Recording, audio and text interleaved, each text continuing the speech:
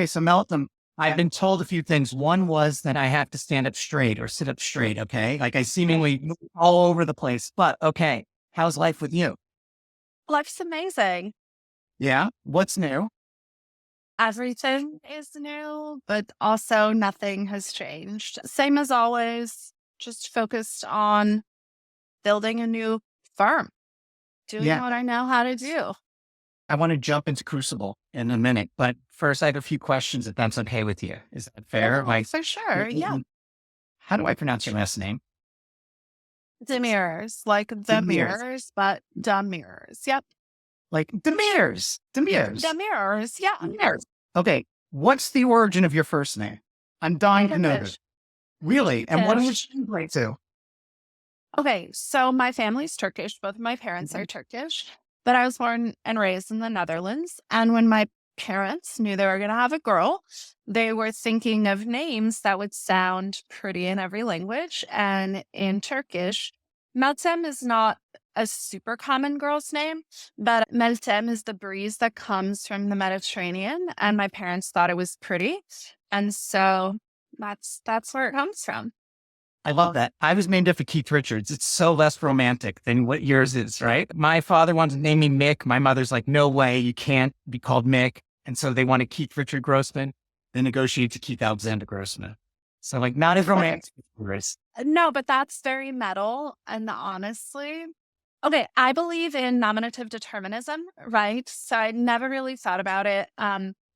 And, maybe a decade ago, I realized having a strange name that you have to spell that's sort of unusual. It's a huge competitive advantage. Like, Here's an advantage. Unbelievable. And people do not recognize like what an amazing either have flow factor or recognizability, right? But like it's see from the pack.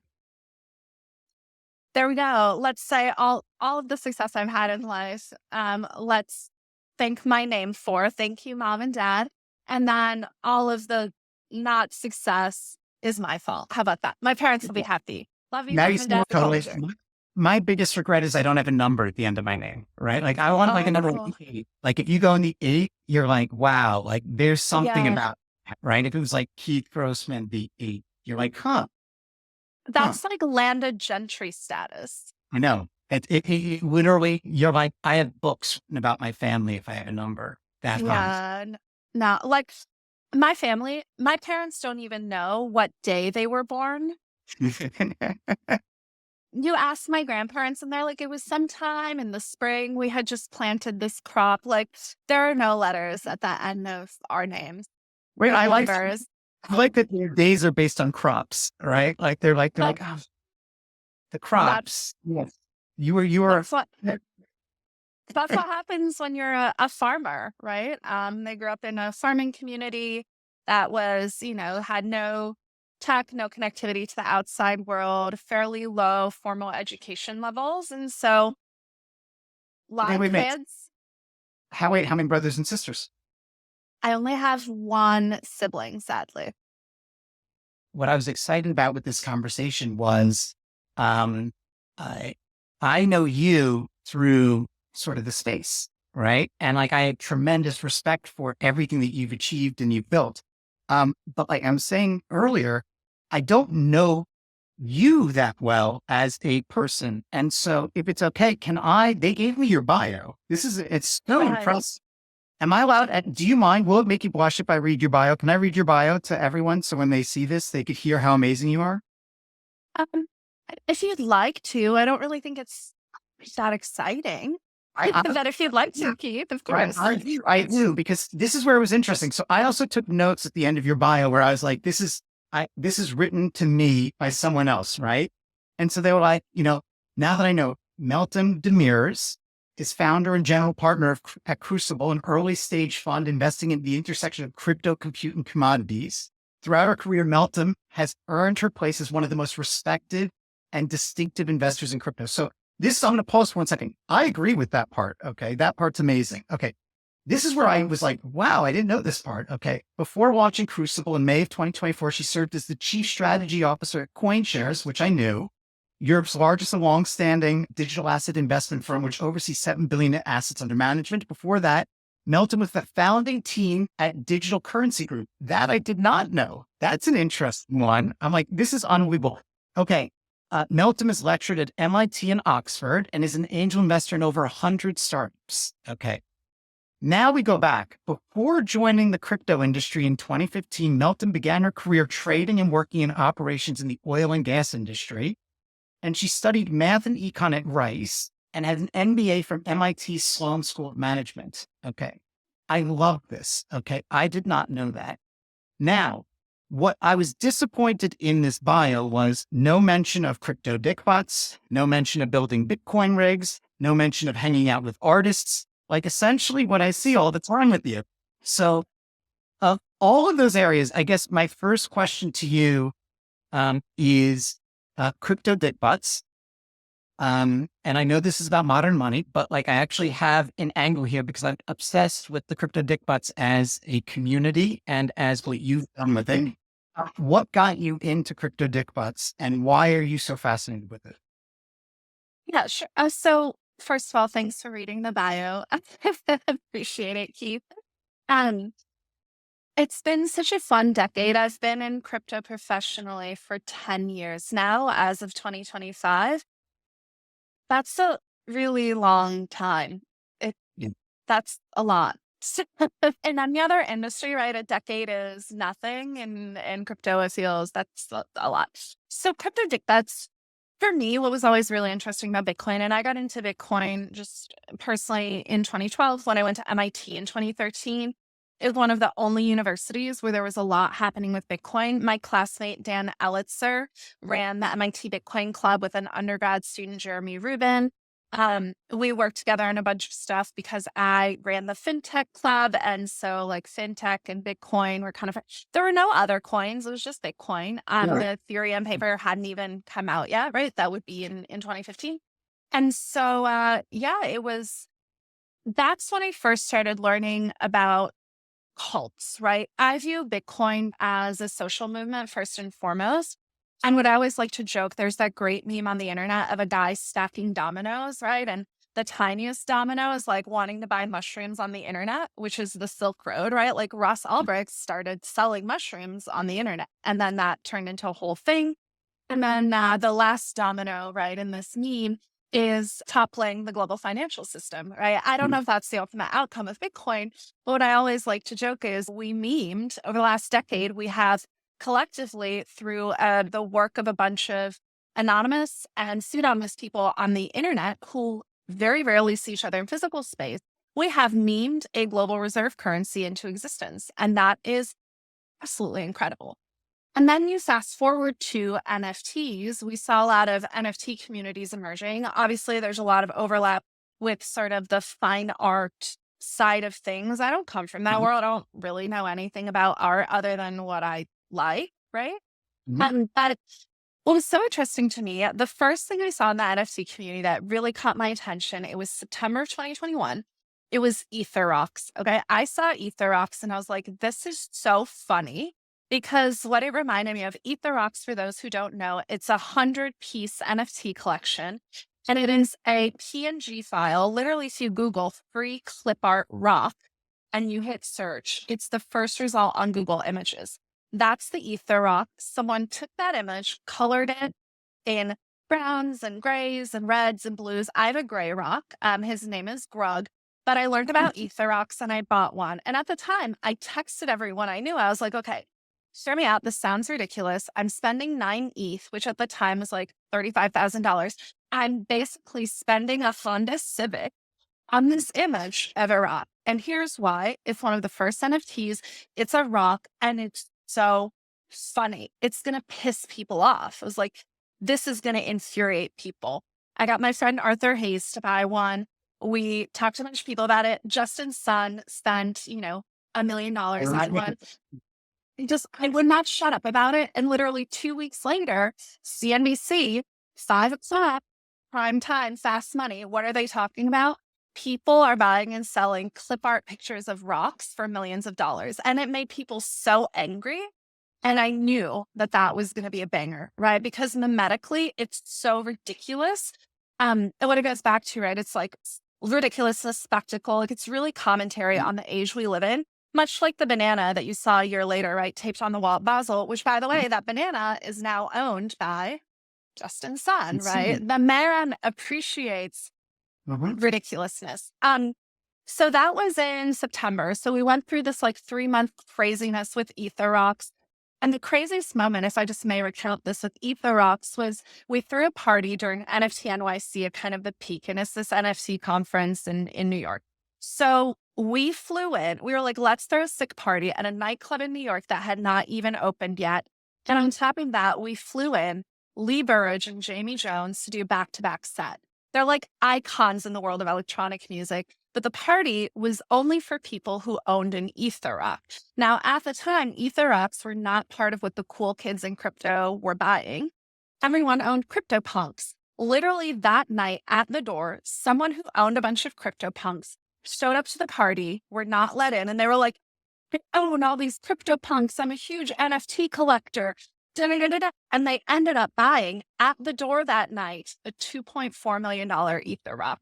And it just goes to show you, right? FOMO and wanting things that other people have and that you can't have. And it's like, it's such an innately human thing. And to me, Ether Rocks are the encapsulation of that. There will only ever be 100. I'm never selling mine. Most people I know are never selling theirs. Why?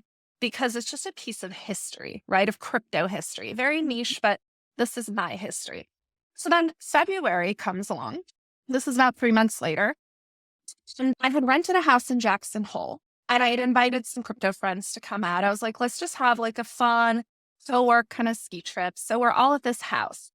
And we're sitting there and I'm like, okay, I've looked at these little things, Crypto Dickbutts. Has anyone seen these? And so we all start looking at that. We all get our laptops out, and Crypto Dickbutts are like 0.3 ETH, right? Like a couple $100. And we are sitting there looking at each other, and we're like, let's buy a bunch of these Dickbutts. Like, they're so fun. They're dicks and butts. Like, it's the first internet meet. Let's just buy a bunch. So we all start buying Dickbutts. We're all together. Everyone's a little bit crazy. I'm in this, right? I think you're in this chat too, Keith. It's JPEG Morgan is called. I'm talking about Crypto Dickbutts. My friend Blondish, who's a DJ, she's like, oh, I have a Crypto Dickbutt. Then these other DJs are like, oh, I have a Crypto Dickbutt too. We decide to give a Crypto Dickbutt to Diplo because someone is friends with him. And then we're literally all in this house together, sitting around one night, and we're like, let's have a spaces about Dickbutts. And all these people show up. Farouk, who was like big in the NFT world at the time, he starts talking about Dickbutts, and all of a sudden Dickbutts go on this crazy run.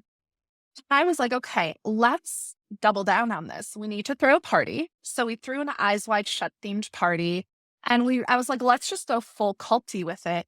I decided on my way to said party that I was going to be the high priestess of the Crypto Dickbutts, right? Which to this day you remain. Okay. It's a spiritual leadership role. It's something that will forever be a part of me.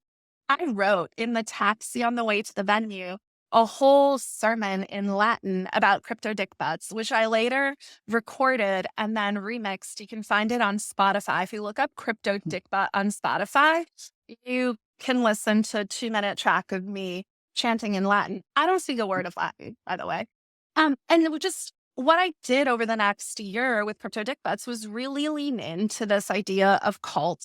The community is super active. We did a lot of in-person events. And I think what's so fun is like, I'm a child at heart. So getting to say dick and butt all the time in a normal context, the home of Dickbutts is called Gooch Island. Like, it's just so preposterous that it's also so fun, so logical. So yeah, I think for me, I've always enjoyed the absurdity, but also I wanted to experiment with some of these really interesting dynamics that were emerging around the intersection of mimetic desire, cult of personality, right? And what I liked about Crypto Dickbutts, they're not my project, right? EtherRock's not my project. I don't want to launch a project. I'm an investor. I'm not looking to make money off of other people. I've never sold my EtherRock. I've never sold a single Crypto Dickbutt.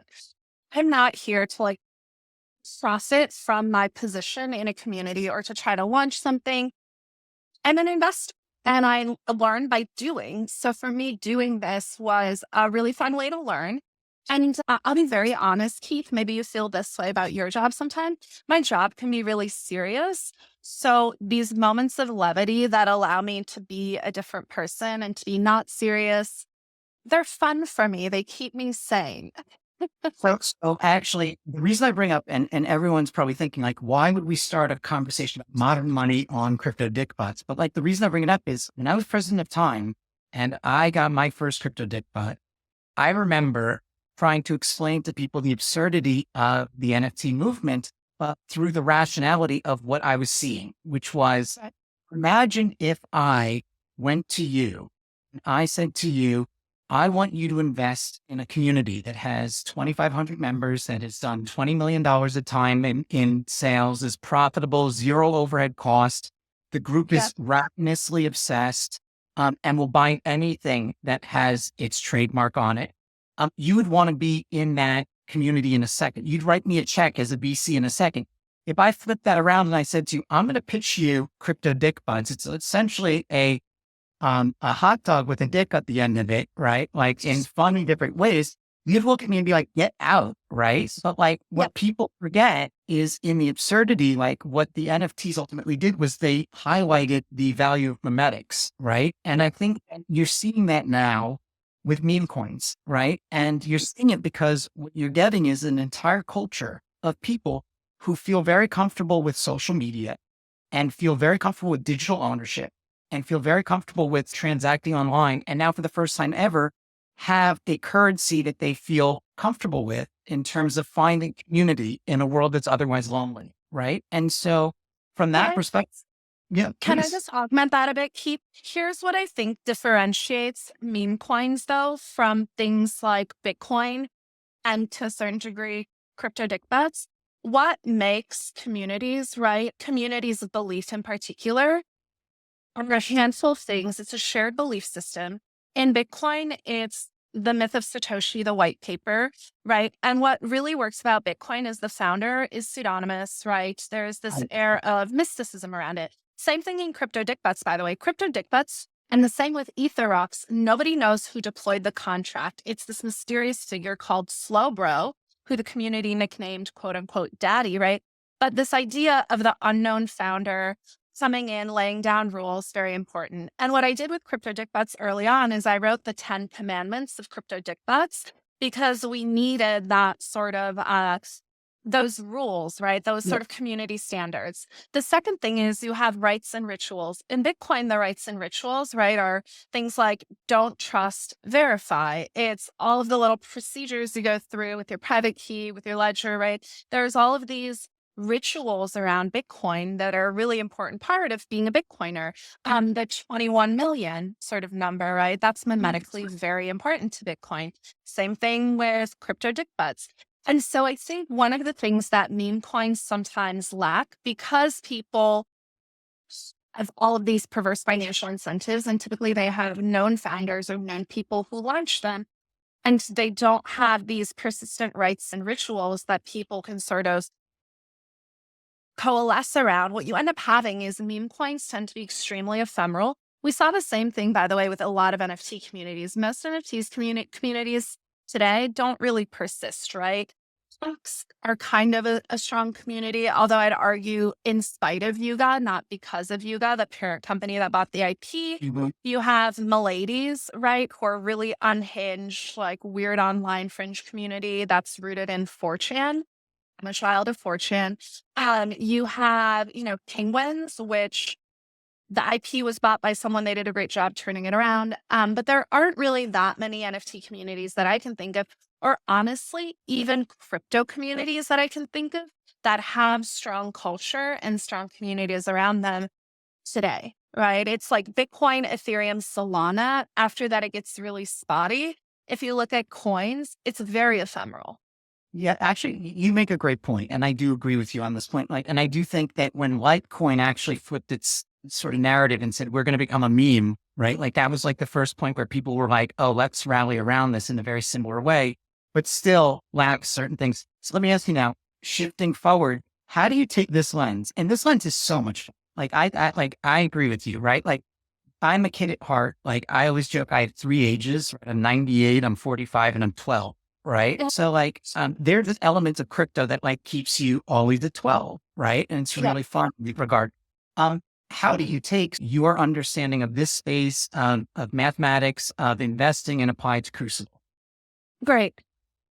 That's a great transition and a really, I think, strange transition probably for It's an some. amazing transition, right on. I want credit for like the best transition of That's 20 minutes, Crypto Dickbutts, top real press Crucible. okay. Right. My overarching thing is this. You have to believe in something. You have to stand for something. Okay. Hey, Aaron, right? You'd hate Aaron Burr in the grand scheme of things. That was the whole thing with Hamilton and Aaron Burr. He's like, you don't support anything, Aaron Burr, right? I stand for something. Jefferson stood for something. Sorry, this is my dorkiness in American history on that. So sorry, don't. So now I know this. This has been sort of my rallying cry. Why did I join DCG when I was leaving grad school? Right, I took a pay cut. I like made now I was like Bitcoin had just gone from $1,200 to $250 in my first 3 months at DCG, where I was broke and severely in debt. Bitcoin went from $250 to $125. Why did I do that? Because I believed in something. I believed that Bitcoin was going to be something. I didn't 100% know what, but I knew it was important enough for me to do that. Why did I join CoinShares? Because I knew that Bitcoin was going to become an institutional asset. I'm working with an asset manager that was going to help take Bitcoin and make it investable to people like my dad, right? People who owned traditional brokerage accounts. That was going to be important. Why am I building Crucible? Over the last year and a half, I've had a realization what I believe in and what's really important. People talk about first principles all the time. This is where kind of my story as an investor comes full circle. We live in a world where we have been led to believe that there is infinite abundance in the digital realm. There's an infinite amount of compute. There's an infinite amount of connectivity. Every year, our phones get faster. The connection we have, our Wi-Fi gets fast. Everything just gets faster. There's more. That's not reality. Everything that we do in the digital world requires two things to happen. It requires an electron somewhere, right, to flow through a chip of some kind. And then it requires a packet to travel either through a physical route or a different route, right, through Wi-Fi and other sort of connectivity, but typically it's fiber still predominantly. You need those two things to happen. Without those two things, you have no digital anything. We live in a really critical time where our physical infrastructure has been completely underinvested in, because for the last 15 years, since the great financial crisis, the story has been Silicon Valley tech software eating the world. We have reached, I think, a limitation of what's possible with software. And now we're at a point where we need to invest in a step function change in the way our physical infrastructure is financed, is aggregated, is virtualized, right? And the biggest sort of indication of this is the insane run NVIDIA has had. NVIDIA is the first stop, in my view, in the CapEx receiver hypothesis of this broad-based physical infrastructure transformation. And so as I was thinking about what I wanted to do with the next decade plus of my life, it was, okay, I want to invest at this intersection of using everything I've done over the last decade in the world of crypto, right? And this digitization of money and value. And I want to apply it to this emerging new physical infrastructure economy and think about how can we use blockchains and digital money, right, to make the world of electrons and atoms better, more efficient, and more resilient. And so that was really the genesis of Crucible. I've been working on Crucible for the last year-ish. It's been a fun and interesting journey. I don't have all of the answers. If I did, I wouldn't be doing this. No. I'd be chilling with my Crypto Dickbutts. Me, if you knew all the answers, is that the question? Is like you would be doing this interview? No, if it was at this discussion. I'm sick. I'm really a sick person. But you know what it is? I'm having so much fun. I'm learning so much. And what's really nice for me is I've spent the last decade fully immersed in the world of crypto. I'm now spending a lot of time still in crypto, but I'm talking to data center operators, people who own grid assets, people who operate behind the meter off grid assets. I am getting to spend time in the world that I came from. When I was in my early 20s, I was running around the oil field in West Texas and in Horseheads, Pennsylvania, in the Chabanon, which is all the way up in Saskatchewan. I was doing weird stuff in the physical world and learning a lot about how processes that make it possible for us to have cars and, use plastics, like have plastics. I was learning about how things were made. And now I feel like I'm going back to that world. I'm really starting to understand all of these value chains that make our digital world functional. And I just think there's such an amazing, incredible opportunity for us to take all of this tooling and infrastructure that's been built in the world of crypto and actually use it in a way that makes the physical world more optimized, more efficient. So a really short way to summarize that is we invest in software, not hardware. Okay. What it is number one, aggregation. There's a bunch of resources everywhere. People have excess compute capacity. People have storage connectivity. They have excess generation or power storage capacity. How do we start to build topologies, right, of where these assets are in these networks? We can incentivize people to do that with stablecoins, with tokens, right? We've learned people will do a lot for some tokens. So how do we build and aggregate these disaggregated assets, right? And build data topologies that people can actually build on. How do we then use those aggregated topologies to optimize, right? And orchestrate these really complex physical networks. And then the last step is once we've done that, how do we financialize it and bring it on chain, right?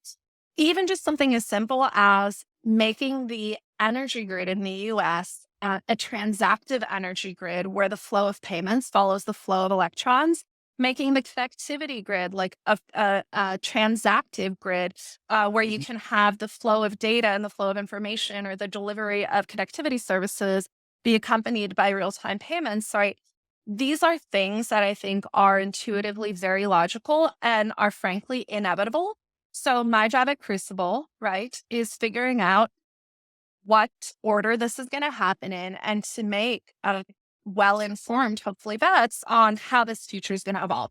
But I 100% believe, just like I did with DCG, that Bitcoin was inevitable. Just like I did with CoinShares, I believed institutionalization of crypto is inevitable.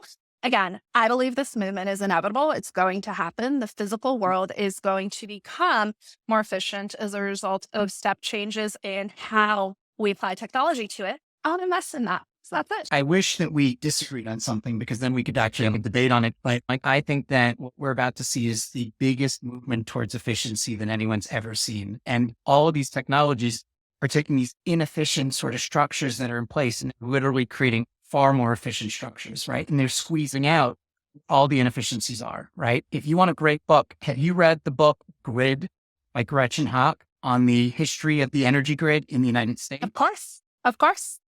Who would have thought the most boring topic was so interesting, right? Like It's not boring. It's not boring at all. I literally, after I read that book, I emailed her and I said to her, I love this book so much. And I started to speak to her when I was at Bloomberg and I kept in touch with her through time and today. And I actually found sort of my understanding of how energy and electricity in the country sort of moves and is stored and is wasted is unbelievable. When I look at blockchain technologies, when I look at AI technologies, when I look at all of the stuff that's emerging, I see it through the lens of efficiency, right? Like you take energy structures and you're moving them towards an efficiency overlay. Now, let me ask you this question. Give me one theory or thesis that or belief that you have that everyone else is that you think everyone's wrong on or is misunderstanding. Like I'll give you an example without diving into it, right? When Trump came out and said, we want Greenland, I thought that that was silly at first. The deeper I looked into it, the more I understood exactly why Greenland was wanted for natural minerals and energy and all the other stuff that you talk about. The more that it could be acted as negotiation against a larger global infrastructure need for these type of materials. What is something that people are talking about that you're like, you know what? You might have a strong opinion, but step back and let me give you a different perspective on this, because this is where I think your genius shines. That's a really good one. That's like a hard way of asking me for alpha, right? You're basically mining me for my unique alpha. Yeah, I think one big thing, Keith, that I've definitely learned over the last decade of my career, change is really slow, right? We believe things will happen on a time scale that's fast. And I think we just fail to internalize sometimes how slow the rate of diffusion is, particularly when it comes to actually ideas are very contagious, right? Very mimetically driven. They can spread very fast. We're seeing cultural shifts and vibes so quickly. We've seen that with the Trump administration, right? He's been in office for less than a month and the tone shift across the board, so rapid. The actual translation of vibe shift into tangible, like, shifts in how our country runs, TBD. I think that will take a long time. Controversial view on Bitcoin. I don't see any near-term catalysts that are going to push Bitcoin over 150K in the near term. Why? Last year, the majority of buying of Bitcoin was MicroStrategy and BlackRock. Between them, those two institutions own over 6% of the total Bitcoin supply. Unless MicroStrategy continues buying in size, unless people keep buying the ETF in size, right? I don't see near term where the inflows are going to come from. I do think a lot of people who look at crypto, kind of analyze crypto through this markets lens, do not understand how commodity markets function.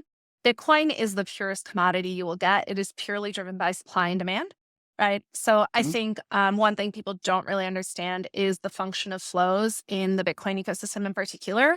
1. 2, Bitcoin dominance is at a 4-year high, right? X stablecoins and X things like Steth and WBTC, which are double counted in market cap, which is why, like, the statistical side of how people analyze crypto drives me nuts because it's not robust at all. But if we look at Bitcoin dominance, X stablecoins, it's almost at 70%. That's insane. After a decade of growth, right? For Bitcoin to still have 70% market dominance, that's a really crazy number. And I think it's indicative of the fact that we're not going to have thousands of chains. There's going to be just a small number of chains on which block space is valuable and where people are willing to pay for block space. And then there's going to be kind of a long tail of niche stuff, right? But I really don't think this idea of thousands of chains makes sense. And then the last controversial idea, and I'm going to throw this out there.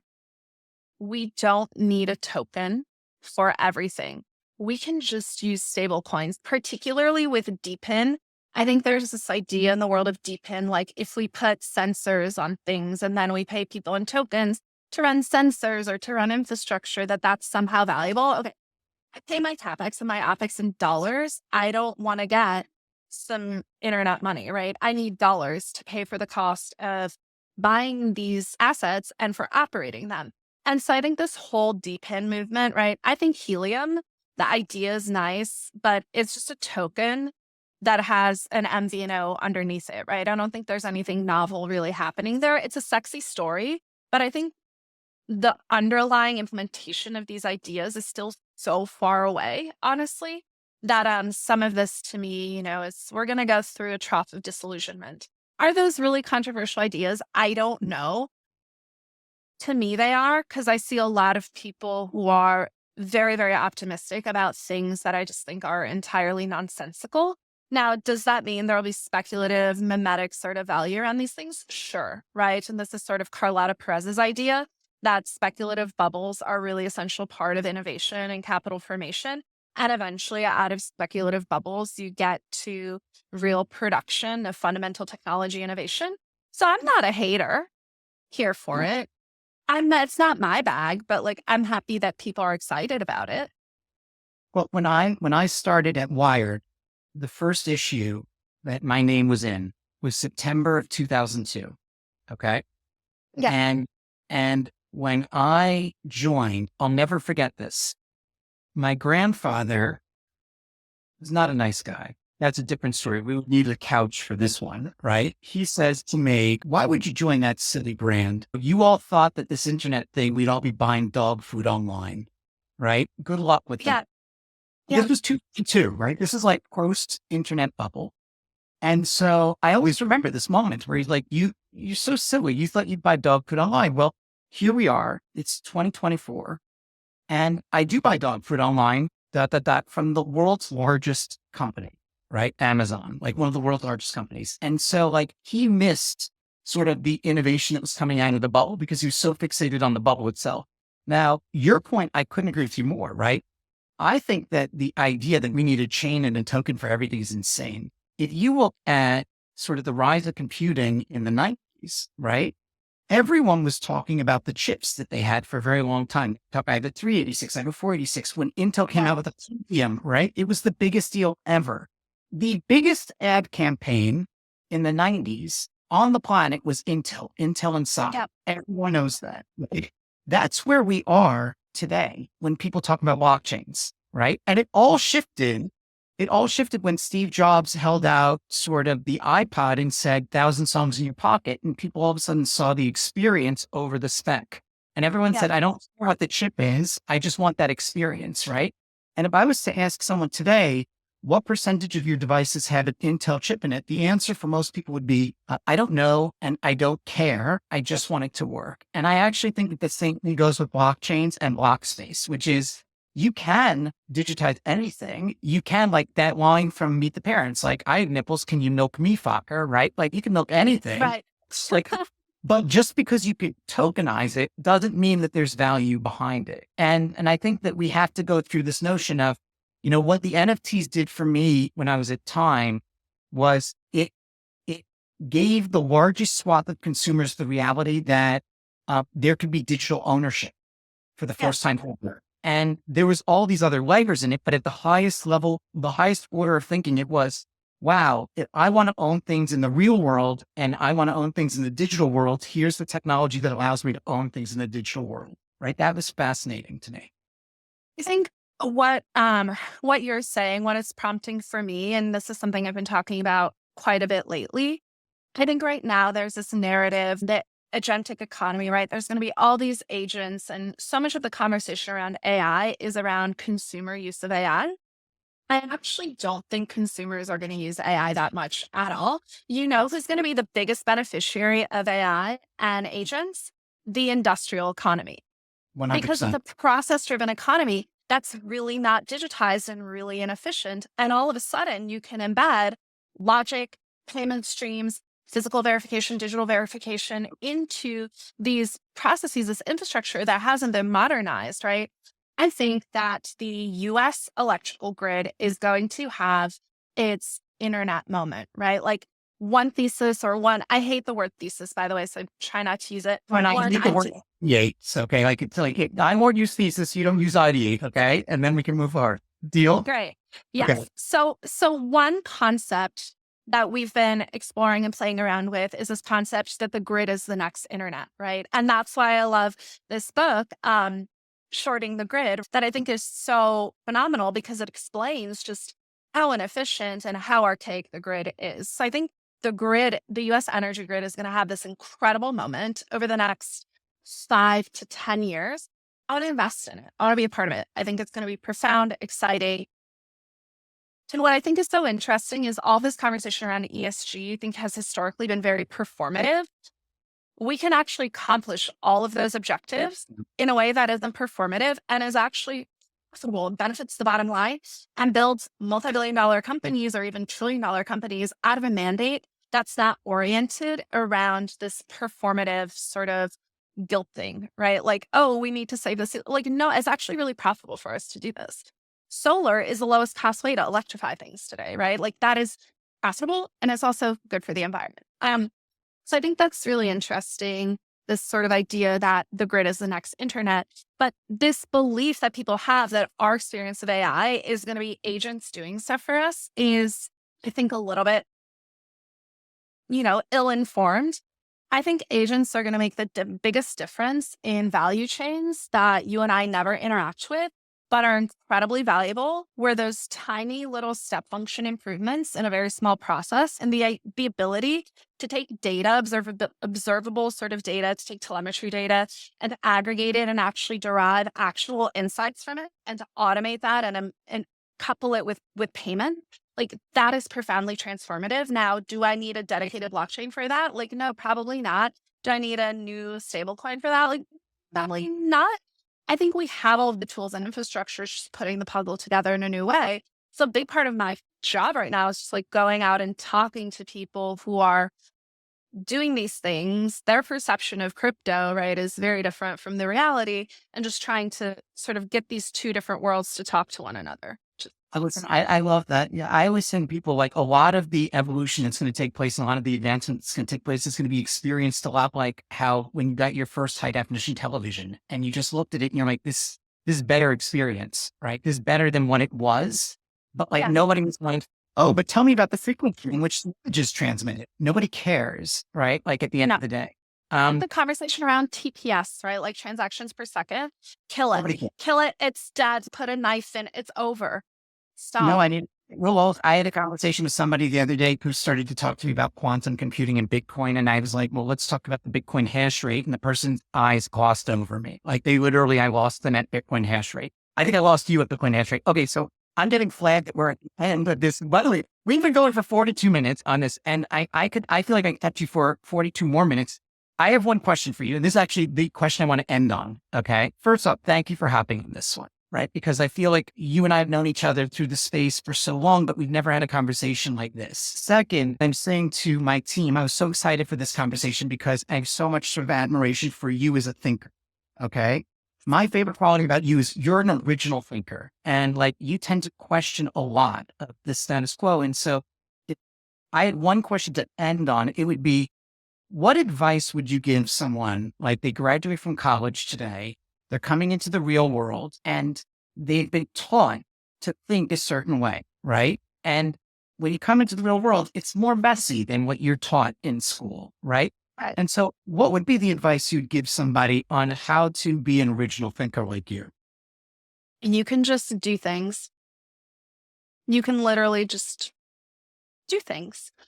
I have reinvented myself so many times throughout my life, Keith, in a variety of different ways, not just professionally, right? The way I look, the way I live my life, my friend circle, what I said, all of it is up for revision all of the time.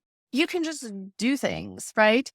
I am at a certain point in my career, I still slide into people's DMs. I cold email people. I have no shame. I ask a lot of questions. I ask people to explain. I'm like, people, in conversations, people will be like, do you know what that is? I'm like, I don't. Like, why don't you explain it to me? Do you know what this means? I don't know what that means. Can you explain it to me? Like, just ask people things. And then I think the other big thing that is so important, the algorithm, right? Like the algorithm of Twitter, the algorithm of Instagram, the algorithm of the news, whatever it is, wherever it is that you consume your information, you have to think about how you curate your information diet, right? If you consume algo slop, you have no alpha. There's not going to be any insight you're going to mine from consuming a bunch of packaged sort of like algo optimized, just garbage, right? What the algorithm optimizes is engagement. It's not like insight. It's not quality. It's purely engagement driven. And what gets engagement's not really a good barometer. If you look at the state of the discourse, it's not where it's at. What I would say is figure out how to use your unique talents. I'm really curious. I like to know stuff. Like I'm reading encyclopedias. I'm calling people. I'll go to your data center. I'll go to your factory. Like just like to talk to people. That's my alpha. That's what I'm good at. I'm good at hosting events. I have a lot of people over and I learn things from them. Figure out whatever your thing is, but get yourself off the algorithm. Figure or augment your data feed with other inputs. And the internet is not real life. That's the other big realizations. Get the off the internet. Excuse my language. Go outside. Go talk to humans. Drive out somewhere and go see how things work. I spent a lot of my 20s doing really weird shit. I was a bushcrafter. I enjoyed hunting. I got into woodworking. Like I took a house off the grid. I 3D printed guns. I've done all sorts of weird stuff. Why? Because that is how I learn. That's how my brain comes up with these quote unquote original thoughts. So my big thing for people is you got to get off the internet. You can't read a book about how to do the thing. You just have to go and do it. And it's going to hurt. Like a year ago when I started building Crucible, most people that I talked to were like, I don't get it. I don't think you're the person to do this. Like you're the crypto girl. Like this.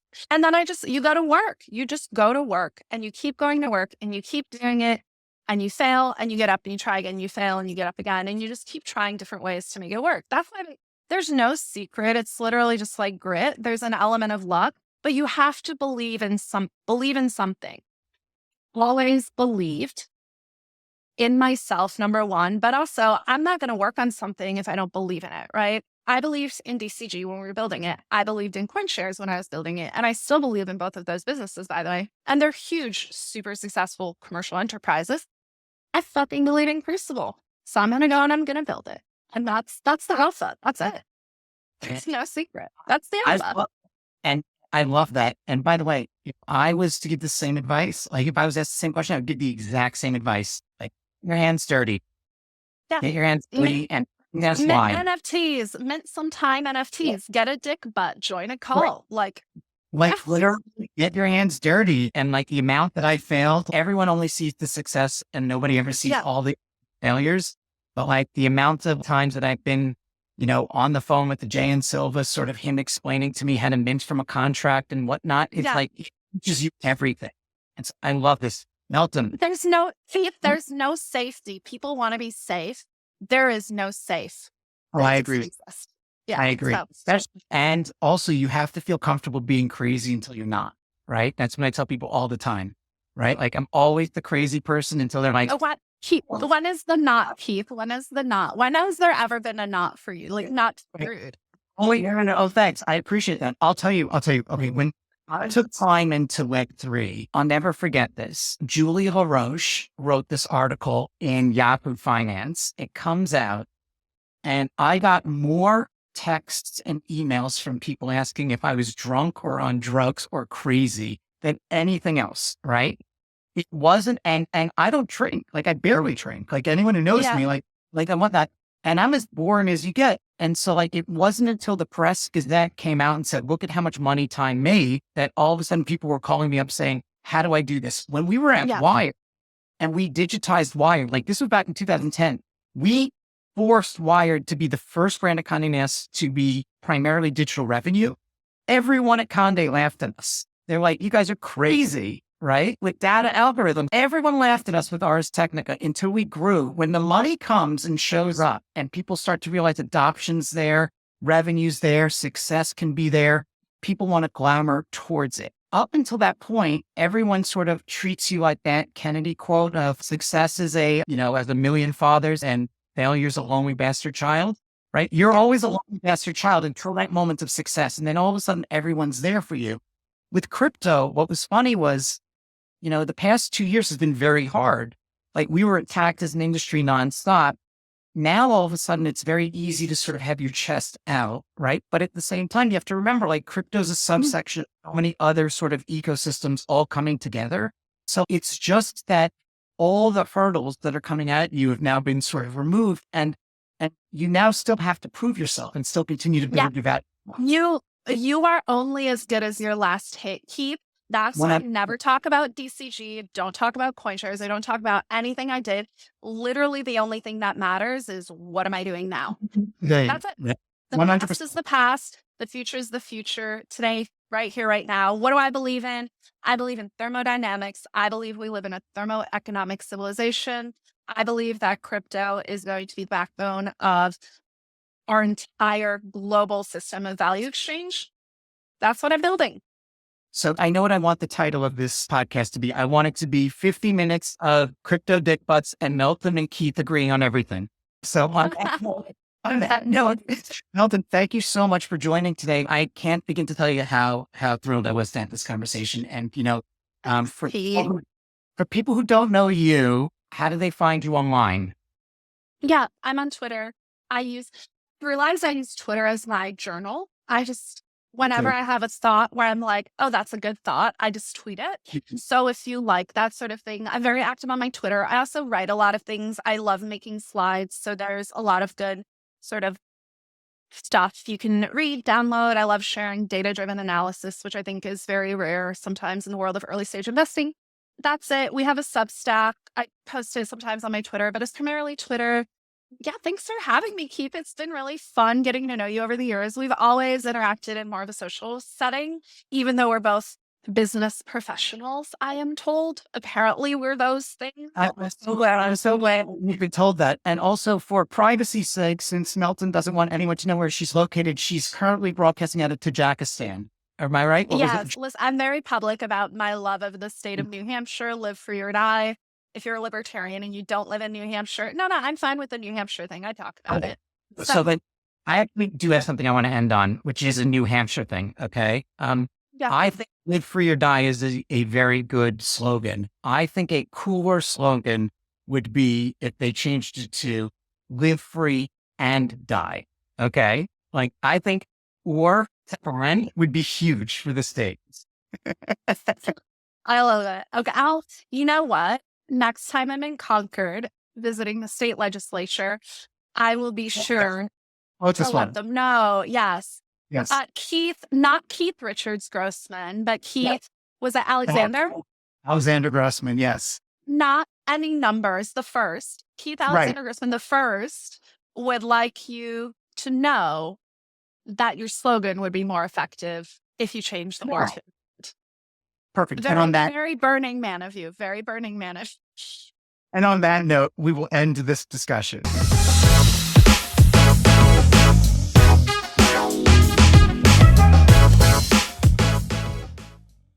Today's episode of Modern Money is hosted by Keith Grossman. This episode was researched and produced by Sarah Denari and edited by Edgar Leal with production support from Gabby Trujillo and the team at Trolley. Special thanks to the entire MoonPay team for making each episode possible. If you enjoyed this episode, don't forget to rate and subscribe to Modern Money on Spotify, Apple, or wherever you listen to your podcasts. And be sure to follow us on social media at MoonPay and at Modern Money Podcast. Thanks for tuning in, and we'll see you next time as we continue our conversations here on Modern Money.